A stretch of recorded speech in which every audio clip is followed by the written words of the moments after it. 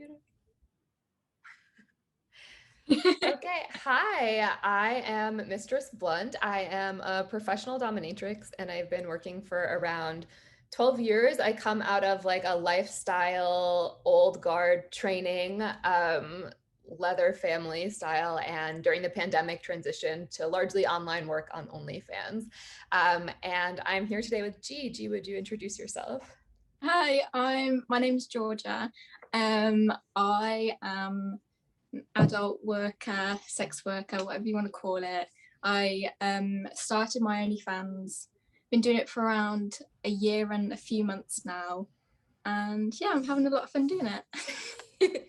and so I've been working in like various sectors in the sex industry for like 12 years. And I'm curious, what has it been like, because you started your OnlyFans during the pandemic, like what was that like for you, having that transition to doing online sex work and then coming out of quarantine, being able to like meet up with other creators in person and not just like in this like digital space of support? At the beginning when I first started, I felt a bit lonely because not a lot of people, because you're like classed as a newbie, no one really wanted to talk to you. They didn't want to give you the time of day. And sort of as you progress and the longer you're doing it, I just found it was easier to talk to people. And I have been meeting up with a lot of people in the UK because that's where I'm from. And it's been so fun meeting them and actually seeing them in person. Yeah. And like being able to go to dinner rather than it just being over social media where you talk. But it's been so much fun. Yeah, and I imagine too, I feel like online sex work can be like really isolating, especially if you don't have that community. And I know you've been someone who's invited me into a lot of like online sex work community spaces, which has been really amazing because I feel like I have so much in-person community from just living in New York as a dominatrix and like me, but like it's also, and doing community organizing, but it's largely like very niche, and like most of the people that I know in person weren't working online in the same capacity that the pandemic kind of necessitated for a lot of us. So it was really amazing to be able to see how open and generous people have been in those community spaces. And so I'm sure meeting up with people has in person after like a year of talking online, like I'm excited to chat with you right now because I've been chatting with you online for like a year. Yeah. So what has it been like? So were you shooting largely solo content before? I was doing solo and boy girl, majority solo.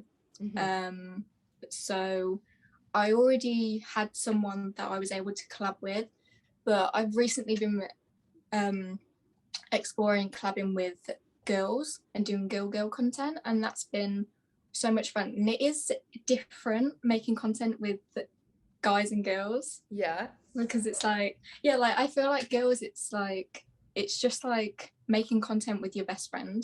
Yeah. So yeah, I've seen it has very like sleepover vibes, which I'm like very, very into. It's like, it's very sweet and like playful. I think it is like really, really fun. Yeah, that's so fun. And you've been someone who I feel like has taught me a lot about social media. You're really fucking good at social media. And especially for like sex work social media, I feel like you know like all of the ins and outs of like what to do and like what to do if you get fucked over and like how to rebuild an account. What are some of your like favorite things about social media and like the most obnoxious thing about it for you? Right.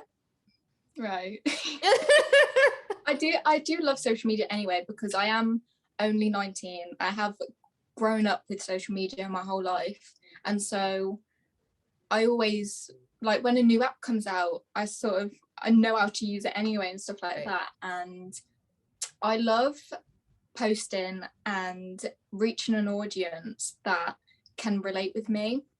Like one thing I love using at the minute is TikTok, because you can find your own little like clicks on there, and your videos are directed to people that are interested in similar things as you. But downside of social media is, I'd probably say, like, people that pretend to be you and make fake accounts of you. That, like, and I've just had to deal with that they don't get today. deleted. We'll get deleted, but the catfish accounts stay up. Yeah, like today I've just had to deal with some more fake accounts, and they're scamming people, and that's just like, why do you do that? Like, I will never understand. Yeah, it's so frustrating. Do you know there's also, I don't know if I should, there's this very weird Reddit subreddit that I'm not sure if it's still around, where they would like post photos of sex workers, cam girls, models, and then ask other guys to role play that model. And I'm just like, this is really kinky. Like, you know, it's not that person. I know someone I was chatting with was telling me about it, and I'm like, that is really kinky. I'm gonna have a look at that tonight. Yeah. I'm gonna try and find it. I need to see. Yeah, it's so interesting. I feel like I grew up in more like the Facebook era, where, and when I like came up starting to do sex work, there was like a lot of sex worker blogs were like really new, where people were kind of talking about their experiences. And now with social media, I feel like before the pandemic, I kind of just passively had it as just like, I'm a real person, was largely like what my social media was for, instead of like using it as a marketing tool to like reach new people. But TikTok is like unlike anything I've ever seen before, with like the ability to like, the conversion rate is like very different than other social media websites, and just how good it is at getting in your brain. Like, I wake up thinking of TikTok sounds and I'm like, no. No, I like go shopping and like something will click an idea and I'm like, right, and that's a TikTok idea. Just have like a little list of all the ones I honestly do. I have a list on my phone. I just met up with a girl yesterday to club with, and I have a list on my phone of all the TikTok ideas that I had that we could film. That's so good. I love that. Your TikToks are amazing. I have such a hard time with TikTok because I want to like convey that I'm like kinky and a dom, and they just get taken down so fast, even when I'm like very subtly flagging. I feel like I've done a bunch of the like put a finger down ones. Yeah. And like maximum slut edition or something like that. And I see everyone staying up, and then like my caption was just like, yes, but this is what I'm doing to you. And it was like immediately got taken down. Right.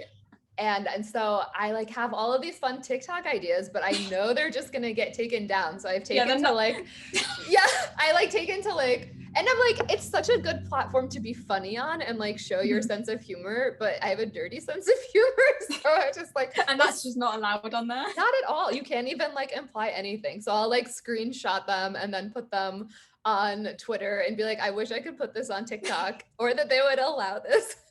It's so ridiculous. Yeah. I didn't know this is me being from a different generation, but I didn't know that TikTok was a safe for work platform. And I actually, my first TikTok account, which was deleted clearly after the story, I uploaded a porn blooper of my dog like walking in onto set. And it was set to really funny music. I'll send it to you later, but it was just, it is immediately taken down. I was like, oh, okay, cool. I should probably read the terms of service. Yeah, they get you for them community guidelines. Yeah, even if you're like just having boobs or a butt, or just like existing in a like feminine form. But yeah, it's also very fun. I find it like a fun platform to engage with. I know with some social medias, I found myself not enjoying posting on there, and then TikTok came around, and I found myself waking up and wanting to make the TikToks because they're fun to make, and especially if you're making them with other people, like you're having a fun experience together, and that's what I love about it. And it can be like so quick and casual, and sometimes it's Mhm. like, oh, put in all of this effort into like a really complicated one and it does nothing. And then just like a like draft that I'm just like, oh fuck, I'll post this.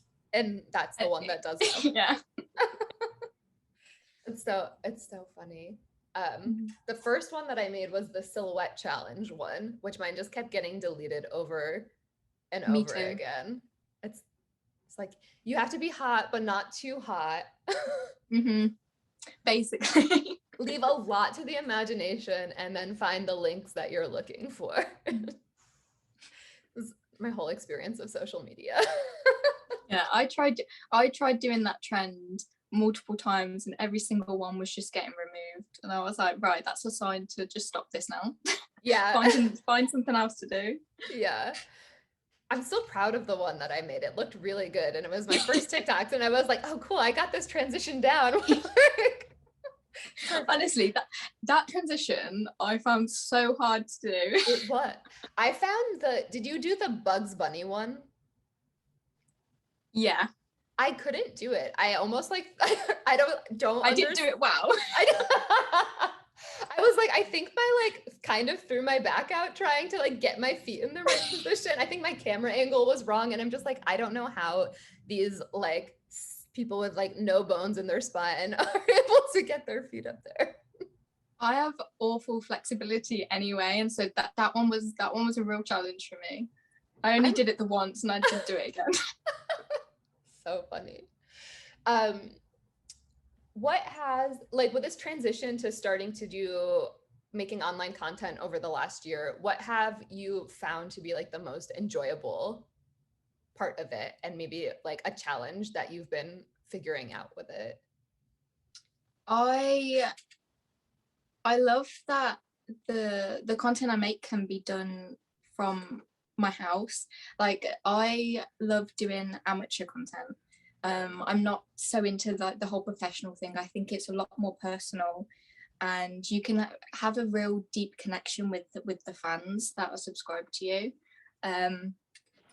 And the content, it's up to you what you want to make. So whatever you're feeling on the day, or if you've got this great idea, you can do it because you're in control of it all. And yeah. Yeah, that makes sense.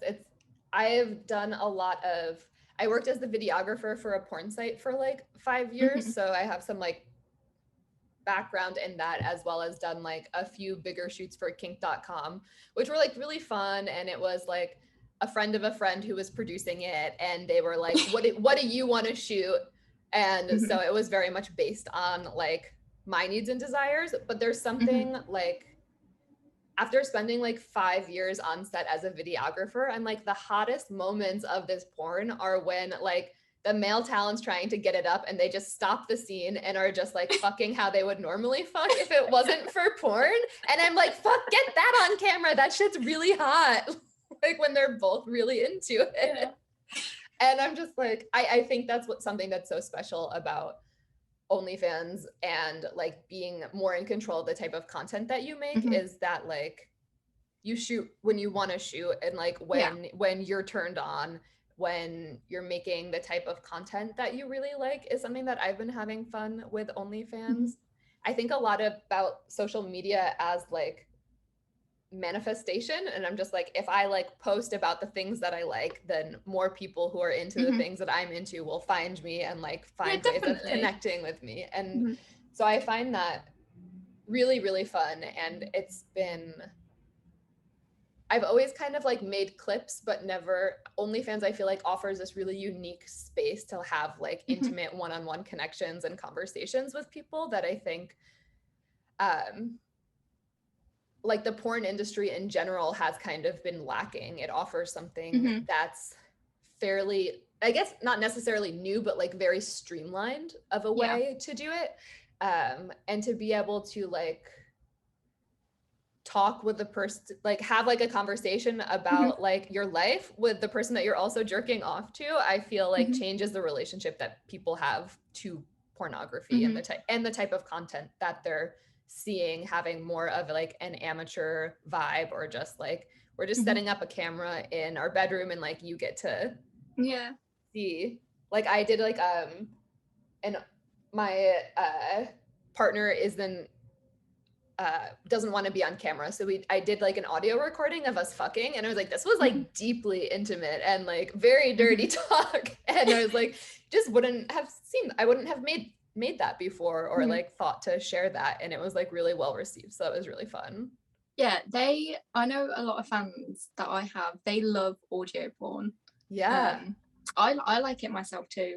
And yeah, I feel like especially I find that when you talk to fans and stuff, you can find other kinks and stuff that you'll then explore, and you can then make a video on it, and I just feel like you learn a lot more, and you'll find things that you're into that you wouldn't think that you're into.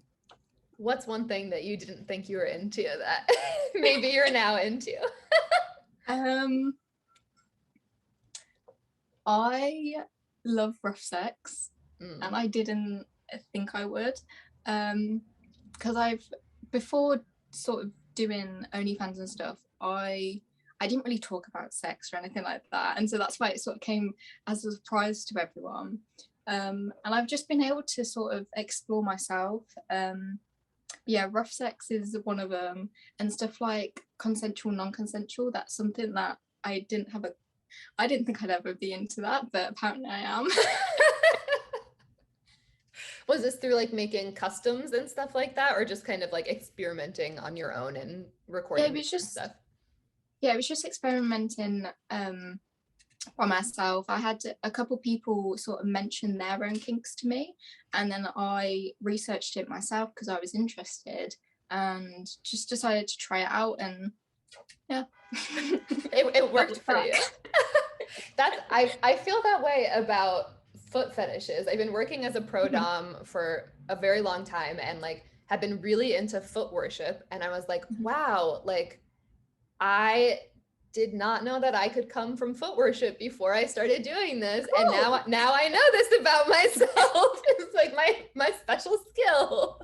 And I was like, wow, I didn't like not like feet, and like I could understand foot fetish, but it was like through talking to foot fetishists and like seeing how they like revere feet in this like very special way that I was like, I totally get it in this other way. But it sounds like you've also like, while making your like online sex work profile, are also simultaneously exploring kink. And I feel like that's a really like fun perspective to explore kink from, kind of like the girlfriend experience, or like GFE of like you're exploring it together with your fans. I think is like a really nice offering as well, to like kind of offer that like vulnerability of like, I don't know if I like let me research this. Yeah, I mean, I love the work that you do, because I don't know dominatrix until I met you, and that I learned a lot just seeing the content you put out, and I imagine that you're very close with your fans just because of the style of work that you do. But yeah, I think your work's so cool. Thanks. It's just funny how like we're very different with the content that we make, and it's just like, it's so weird how we talk to each other, and you meet people in the industry that you wouldn't think that you would know, right, and talk to. Yeah, I think that's and I just find people are so open to like sharing and like collaborating and just like sharing information and helping each other is so nice. I've been having a lot of fun chatting with people who, like, most of my community in New York is largely like kinky folks and like doms. I have like a really strong dom community, so it's been really fun talking to like folks who make other kind of content. And like, yeah, I do have like really close dynamics and work on like submissive training and tasks and like jerk off instructions with my subs on my site. And it's really nice to like build that kind of dynamic and experience. And like, it encourages me to make content that like teases and titillates and tortures them and like brings them like all the way to the edge. But it's I don't know, it's really,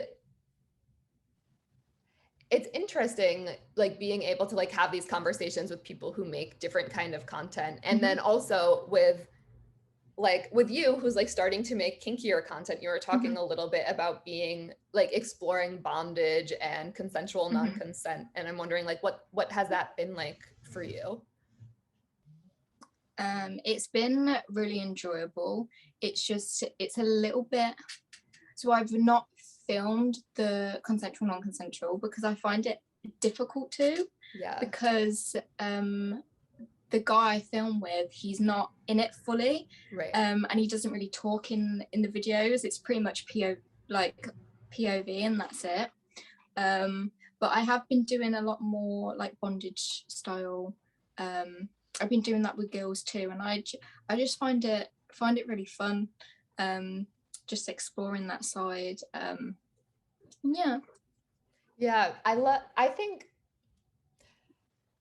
I think everyone is kind of kinky, is my like grand philosophy. Like vanilla sex, I also think can be like very kinky. Like you want to like look me in the eye and come inside of me and like procreate. That is perverse. That is or like more of the like tantric sex style that I feel like kind of like falls more under the vanilla side of things.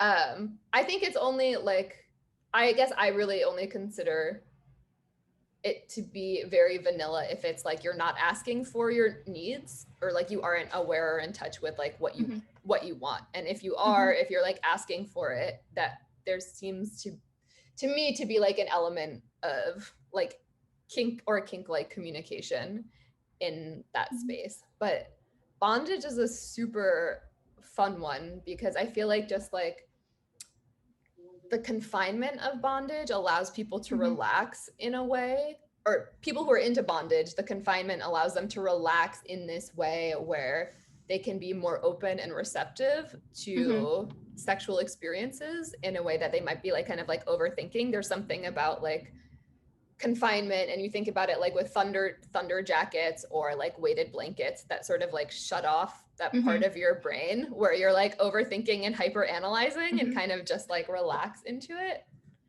If you're not having like a panic response to bondage, we can go one way or the other for sure. I am also into choking and stuff like that, and that makes me really like calm. Like it's such a weird feeling to explain, but it's just like it heightens all your emotions, I feel like, and you can feel very sensitive, and it just makes everything feel 10 times better. And it's so weird to explain it to someone because it's like, until, I don't know if I'm the only one that feels that way, but it's like unless you do it, I don't think you'll understand the feeling of it. Yeah, and also it's just like a great anchor point to like hold on and like get some like some motion going. But yeah, it's like very securing, I think, for people, and like very intimate, and also I end up feeling a lot more safer, which is kind of safety through choking. I like this. Probably not safe at all, but you know. It depends how you do it, but if you do it the right way, it's safe. Yeah, and I think that it's like there's something that's like you're like slightly restricting your breath flow, which like I also teach yoga and have my yoga teacher training, and I found a lot of similarities between my yoga practice and my kink practice, and one of them is breath work and like how you play with breath. And in yoga you can use your breath to like find altered states of consciousness and like really like go into like a deep meditation or into like a deep trance state if you're practicing pranayama or breath work in a serious way. And I find it to be really true with like bondage that also restricts the chest, or like a harness that goes along this space that can kind of restrict it, or even like a corset restricts your breath in a way that people find like really comforting, or a hand on the throat as like your breath work practice. Take 3 deep breaths and then no more. That's it for you. It's one of my favorite lines to say when I'm fucking is like, you don't need to breathe. It's like, breathing is a privilege. You know what? I want to be told that. Yeah, maybe I need to come to the UK. Yeah, breathing is a privilege to be earned. But that's it's so fun that you're getting to explore these parts of yourself, like through creating that content and sharing that like vulnerability and intimacy with your fans and subscribers. Yeah, I love this job, and I wouldn't change it for anything. I think no matter what job you do, you need to be able to love it. Otherwise, you know, you're going to be miserable, and the main thing in life is to be happy. So yeah, totally. Yeah, what part of this job makes you the happiest? Sorry, it was I can hear you. What part of this job makes you the happiest? You mentioned working from home. Yeah, probably just the freedom of you're working for yourself. You're not working for some large company, and you know, if you're not feeling up to it that day, that's fine. You can have the day off. It doesn't matter.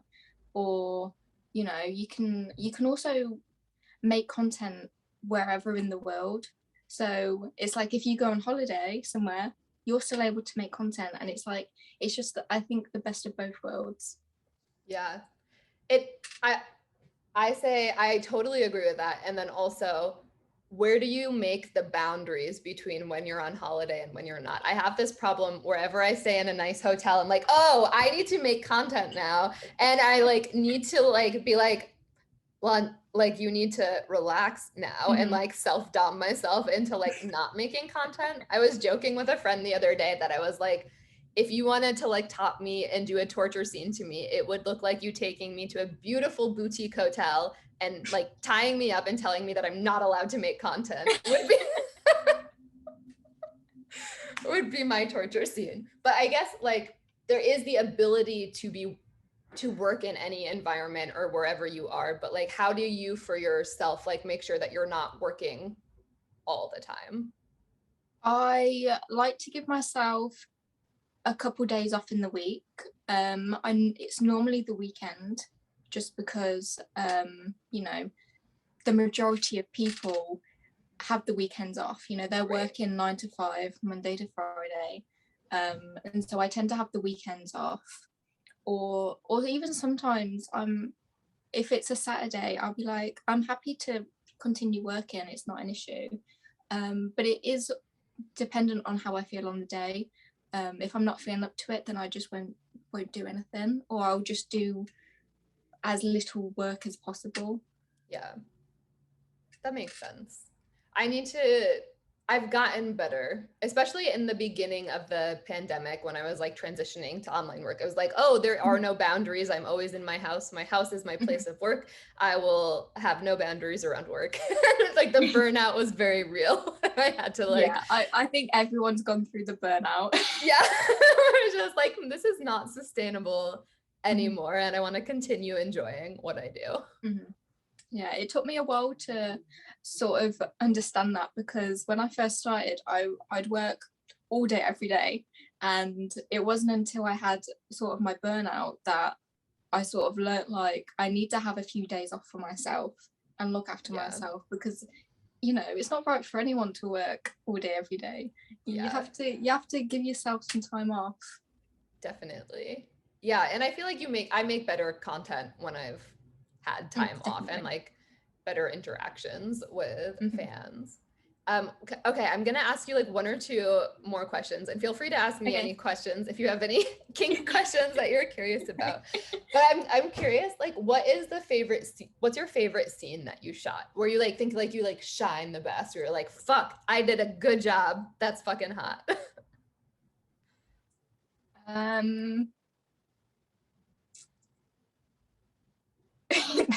There's kind of a few videos. Good, I like this. Probably my first ever girl video. I just really liked, when I was looking back at it, I really liked the lighting and everything in the room, because that's also a big part of making good videos. But I just, when I was watching it back, I was just like, that's a really good video. And I was just like, I'm happy to send that out because I know people are going to enjoy it. Another one is probably, I used my fuck machine, but I've been getting into using multiple cameras. And so for that one, I think I used like 2 or 3 cameras, and I enjoyed a lot editing it all together and seeing the final product and being like, that's an amazing video. Like, I'm so proud of myself for making that and editing it and everything like that. That's awesome. And it's fun to be able to explore that in like different angles. Yeah. And good lighting makes such a difference in videos. It really does. I did, one of my favorites is I fucked, this was before the pandemic, but I fucked Owen Gray, and it was just very like, he normally like tops people in his videos. He's a porn performer, and he normally is like fucking the shit out of women, and it's also like very hot. But when we did it, it was more like me sexually dominating him in like very subtle ways, which was very much like the type of sex that I have in my personal life, where it's like, I'm not always dressed up in like leather or latex. Like, I'm not always having like these like intense rituals or scenes that involve a ton of toys. For me, it's largely about like the mental space that I can bring someone in, and exploring like levels of intensity with or without toys. And so that one was really fun. As well as any chance I get to use someone as a human dildo is my favorite. A personal favorite of mine. And I actually, one of my first collaborations after quarantine, we actually were still like getting COVID tested at the time, and had been just gotten vaccinated, was with a friend from some of like the group chats and things like that I'd been talking to, and I got to dominate her, and just the lighting was so beautiful and sexy, and it's just like really, I was really proud of it. And also just like really proud, like, this was shot on a fucking iPhone. This looks really good. You shoot 4K video? Good job, iPhone. I know some of the boy girl videos I've done, and I've just like drawing, I'm like, this is gonna be such a good video. And I'm just like, at the end, I'm just like so happy to be able to sell it to people, and for them to be able to see it, like all the, I mean, I was going to say like hard work, but it's not, it is a little bit hard work, but it's not like, you know, yeah, it's very enjoyable. I was going to ask you, because you've been doing this for so long, did you explore any kinks, or was it pretty much you knew what you were into and you went and did it and you sort of just stuck to it? It's so funny. When I was 18, I was fucking this guy, and apparently he talked a lot about the way that we were fucking. Big mouth. And my friend was going to like a human sexuality class, and this they had like a section on BDSM, and these people from the house that I like later trained at, came and like gave a lecture on what BDSM was, and like brought like their lifestyle submissives in. And he was just like, I know too much about your sex life, and I'm sorry if this makes you feel weird, but you need to know about this place. And I like, it had like its problematic spaces, like being led by like an older cis white man who, and like, I always say, like, I learned a lot about power dynamics through how power dynamics were misused too. Yeah. But it still offered a lot to me. And so like every other weekend when I was in university, I would go to this like BDSM sex chateau, like 2 hours from school. And so I would like one weekend go to a frat party, and then one weekend I would be having like a 5-course meal with like wine pairings, and like go downstairs into the dungeon and like torture someone in my like thigh-high leather boots that I borrowed from the house. And I was like, wow, I contain multitudes. There was a few years ago, I saw this Netflix show, and it was so similar to that, where the girl was at college or university, and her side job was being dominatrix, and I cannot for the life of me remember what it was called. Bonding. But I love that TV. What was it? Like bonding? It Maybe. might have been. Yeah. It probably was. Yeah. I actually love that TV show. It was amazing. So fun. They actually, I think if it's that one, they just had a second series, and a friend of mine did some of their kink consulting for the second season, which is like a lot more accurate to what it might be like to be a dom in the but yeah, it was like I didn't have the language for it when I was younger. I was like doing a lot of this in my earlier days. My like favorite way of getting off was I would like enter, this is gonna age me, but I would like enter an AOL chat room and I would start like having cyber sex with people. And then as soon as my partner was like, I'm about to come, I'd be like, just kidding, I'm an old man in my mom's basement. And then I would like I almost did it right now. I was like, close the computer, and then I would like masturbate ferociously. And like that is my like earliest kink memory. And like in retrospect, I was like, oh, I was into like tease and denial and humiliation, and like maybe it like forced, but I don't know what was going on for me there. But like it made me feel powerful, and that power made me feel very turned on. It's so funny. So like I was doing weird shit, but I didn't really know. I had like a ballet bar above my bed with handcuffs on it, but like I would like tie up my friends, but like didn't have like language. I like hadn't found like hardcore BDSM porn. But I think it goes back to what we were talking about like amateur content and like less like high production value is like it was never the toys or the outfits that were interesting to me. It was the power dynamic, and I would like find a porn video where I'm like, oh, like she looks like she's in charge and like getting what she wants, and I think that's really hot, and I would like watch that video instead of like going to find like a video of a dominatrix per se. I can't get over that story. I feel like it sums me up very well. It's the mind fuck, the humiliation. I feel like, especially with this job, you just become a lot more educated. Yeah. And so, like now, you've had so many years of experience. I'm sure you know everything. I can always learn. I still love to take like classes and stuff like that, and like see what folks are doing. And I also feel like I have learned so much from sex workers who aren't making like kink content. Especially like in like those like online spaces where people are sharing skill sets. So it's been really fun for me to like connect with you and connect with other folks in the group chats and just like see what other people are doing and like what's working for other people has been.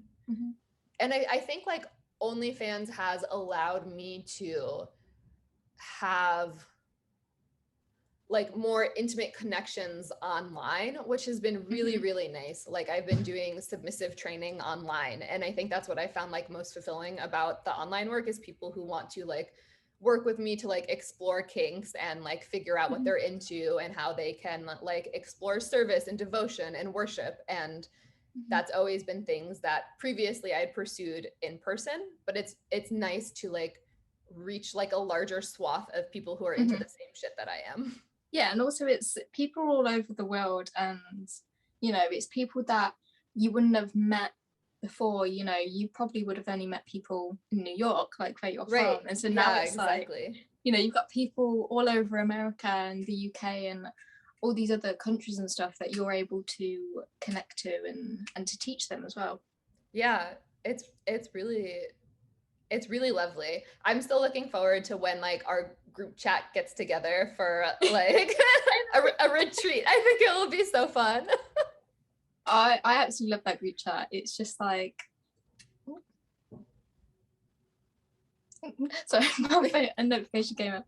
I love the group chat because it's like, as I was saying before, at the beginning when I started, you just felt really lonely and you were like, there's no one I can talk to. And now in the group chat, it's like you put a message in there and there's 20 other girls that are feeling the exact same way as you, and that you just feel like you're not alone.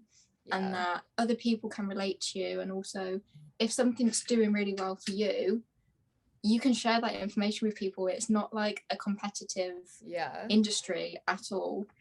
Yeah, I think that's what I've found like sweetest about that group chat is that there's really like no ounce of competition. It's like people are like, fuck yeah, congratulations, I need to do that. Like, you go girl. Yeah, it's so supportive, and that's always so nice. And because I feel like we all have different things that we're offering and like different qualities and characteristics that people are like coming to us for, so it's really like it's not like an oversaturated market. I just don't feel like it really can be. Everyone's so different and offering something so different. No, it's a nice community that we've got, because, you know, if you go to work and you're working in retail, you go to work and you have your work colleagues that you talk to.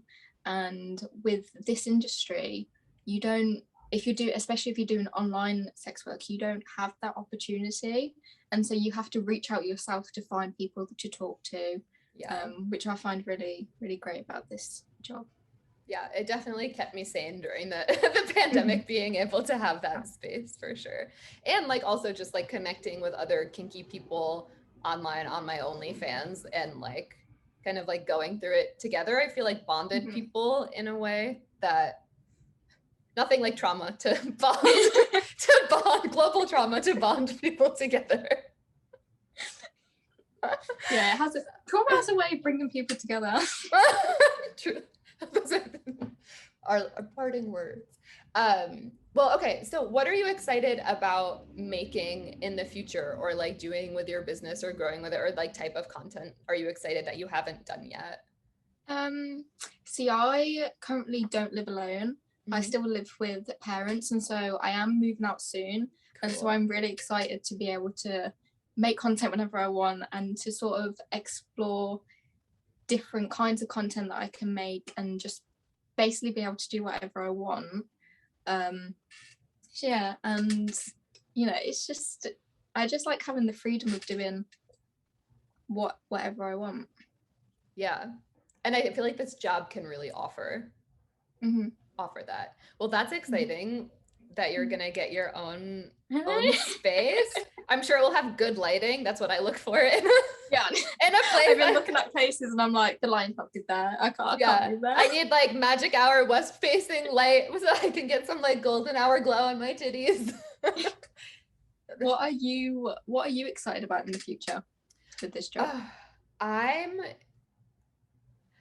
excited to continue making kinky content in a way that I hadn't been doing before, and definitely like collaborating with some folks from like the group chat, and like I think it's been really fun like making submissive tasks and doing training and sort of doing more content like that. And I just shot 3 more scenes for kink.com when I was out west in California like 2 weeks ago. I'm like very excited by that. And so I'm excited to find ways to shoot like fuller scenes with kinky folks that like I would like to play with in like my personal life, who are like cool with it being filmed, because I feel like that always makes the most fun content of just like, oh, like you get to see what I do in my personal life. And making more audio porn clips. I'm a very dirty talker, and like I don't know like where it comes from. I like go, maybe it's like a trance state I go into of dirty talk, where it's just like nonstop spewing from my mouth because I like get off on my partner's reaction. So I think like capturing more, like remembering to capture more of that will be really fun. You know what, I want to get into that too, because I actually enjoy it myself. So it'll be nice to, you know, share that with fans and be able to relate to them and be able to talk about it. Yeah, and it's so hot too. It's like, I feel like dirty talk is like such a good way of communicating what you want and need, and a way of communicating during sex that should be done more. Yeah, communication is so important when it comes to sex, and a lot of people don't understand that. Like I saw a TikTok the other day where this girl was like, oh, the majority of guys can't find the clit. And like, I did a TikTok talking about it, and I was like, you know, the longer you go without telling them, the worse off it's going to be for you. Yeah. So it's like, you know, sex is meant to be this really enjoyable thing, so why don't you make it enjoyable for yourself? Yeah, it's very true. I don't know why I'm thinking of it now, but I think what we're talking about vanilla sex, I feel like so much of like heteronormative sex is really kinky. Like people consider like choking or spanking to be like part of like their vanilla dynamics, or just Yeah, based on like the man's pleasure, or like face fucking is like kind of like in like a vanilla category. Like it is, and like it should be negotiated. And I feel like when those things are like taken as, when anything sexual is like taken as a given rather than like to be discussed and negotiated based on like what your individual desires are, there's so much space to like for shit to go wrong, or to like not get your needs met at all, or to like think you're doing something wrong. Yeah, I know stuff like I did this video and it was a put a finger down one, and it was a freaky edition. Yeah. And a lot of it was like, do you like choking, stuff like that. And all the comments were filled like, this isn't freaky at all, this is vanilla, blah blah blah. And I was like, it's not though. Like it's just become sort of mainstream to be into that, and that like there are so many people out there that aren't into that type of stuff. Right. And like they are kinks, whether you want to admit it or not. That was the one that I had taken down. It was like, put a finger down if you've ever been slapped in the face. And it was like, if I've slapped you in the face, and everyone else's were allowed to stay up, and like mine was doing very well, but because it was like the power dynamic was reversed, I think was why it was taken down. I've had a lot taken down for those reasons, and for just straight up posting porn to the platform by accident. You ruined yourself from day one, basically. I truly did. That's like my MO, I guess. I'll let you know who I really am. Okay, well, it's been so amazing chatting with you. Is there anything else you want to add, or let folks know where they could find you? You can find me on Instagram. It's just xxLittleGee xx1. That's my main account at the minute, because my other one got shadow banned. So frustrating. That's another downside to this work. You get shadow banned everywhere. Yeah. It's like, oh, you're too hot, we're repressing your content. Yeah, if you go on Instagram, you can then find links to my other platforms. So awesome. Yeah, it's been lovely talking to you. And that we're actually seeing you face to face. It's so nice chatting with people. And I'm at Mistress Blunt cross-platform and on OnlyFans, or mistressblunt.com. But yeah, it's been so great chatting with you. I'm going to pause this.